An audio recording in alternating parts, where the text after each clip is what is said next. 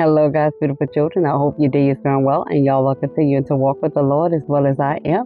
Well, today is Wednesday. Y'all know we do on Wednesday. I share a wisdom word with you guys, and hopefully it is a blessing or eye opener. And the message is this: they need their own armor. They need their own armor. All right. Message is coming from 1 Samuel chapter 17, verse 38 through 41. And that's 1 Samuel chapter 17, verse 38 through 31. And we're going to read it. It says, So Saul clothed David with his armor, and he put a bronze helmet on his head, and he also clothed him with a coat of mail. David fastened his sword to his armor and tried to walk, for he had not tested them. And David said to Saul, I cannot walk with these, for I have not tested them. And this is what a lot of our loved ones are saying, even some of our children. I can't fight this like you.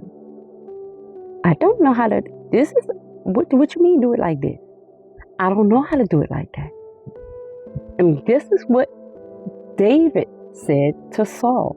I have not tested your armor. I have not went to a war with your armor on. I don't know how to, this may mess me up.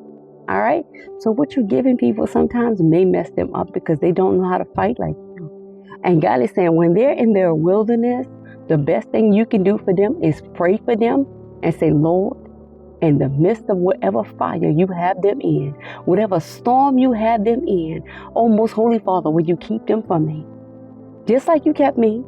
So God is saying the best thing you can give them is this. The same God that kept me is going to keep you. Now, you're not guessing this now. This is not maybe.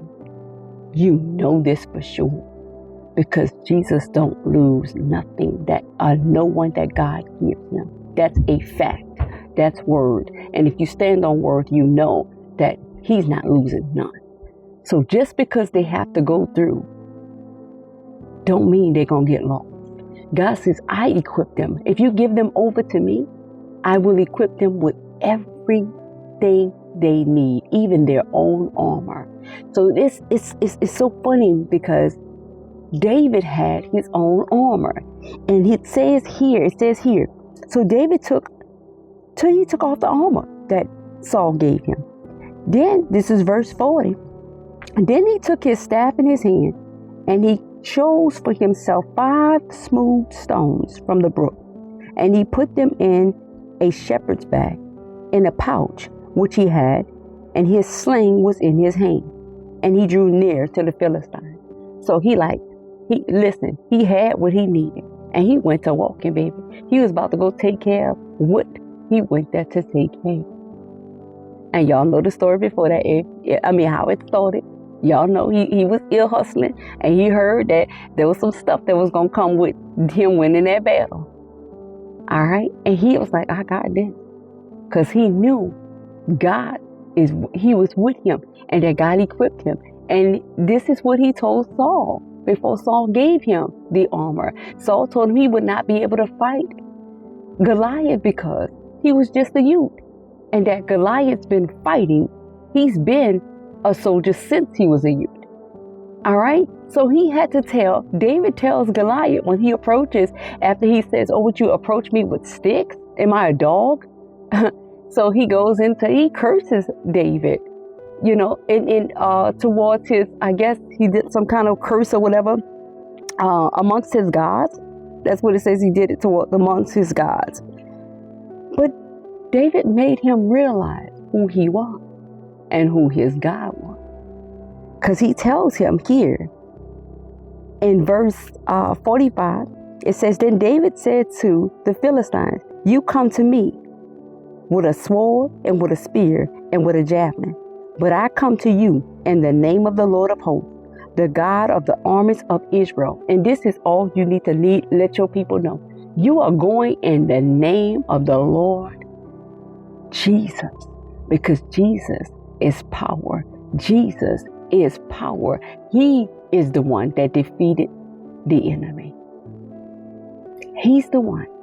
That name right there is not to be played with. Demons flee. And he was letting him know. So you came to me with I don't have a sword. You got a sword. He said, but I don't have a sword, but I'm going to cut your head off with your sword. So I love how David says here in verse 47, he says, then all the assembly shall know that the Lord does not save with swords and spears, for the battle is the Lord's, and he will give you into our hand. So when God says, you got this, he says your loved one got this, believe it and stand on every word that God says, because it is true. God will equip them. They don't need your armor. They need their own. And the only way they'll get it is in the wilderness. And God teaches them who he is. Because of everything they're going through, he's providing. He's giving them strength as they pray. The best thing you could do for your loved one is say, I can give you some prayers and you listen to them, but you cannot give them your armor. Oh, fight it like this. Oh, fight it like that. Oh, take this and put it on. They will learn how to pray in the midst of the storm. They will learn how to trust God in the midst of the battle. And your fear does not move God. Your fear for them does not move God. But your faith in God, now that moves.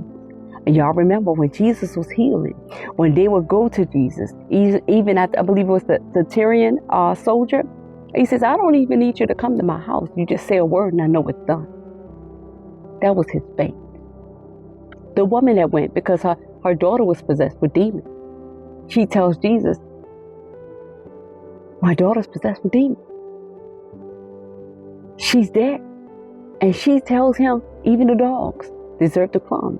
At first, he wasn't even paying attention to her. But her faith stretched God. Your faith will stretch God. How does your faith work? Lord, I trust you. I believe every word because what you did for me, I'm sitting here today because of what you did for me, Lord. If it wasn't for you, the enemy would have taken me out a long time ago. But because you said, not so, I'm not going nowhere until you say it. Until God says it's done, I'm not going anywhere. And when he's finished, I'll go home. But until then, I will remain. So God is saying, I need you to have faith in me to tell your loved one, if I brought you out, I will bring them out. If I did it for you, I will do it for them. I don't need you to move in fear. I need you to have faith and trust that everything I said, I will do for them just as much as I did for you. I'm going to leave y'all with that. I love y'all with the love of the Lord. Y'all be blessed.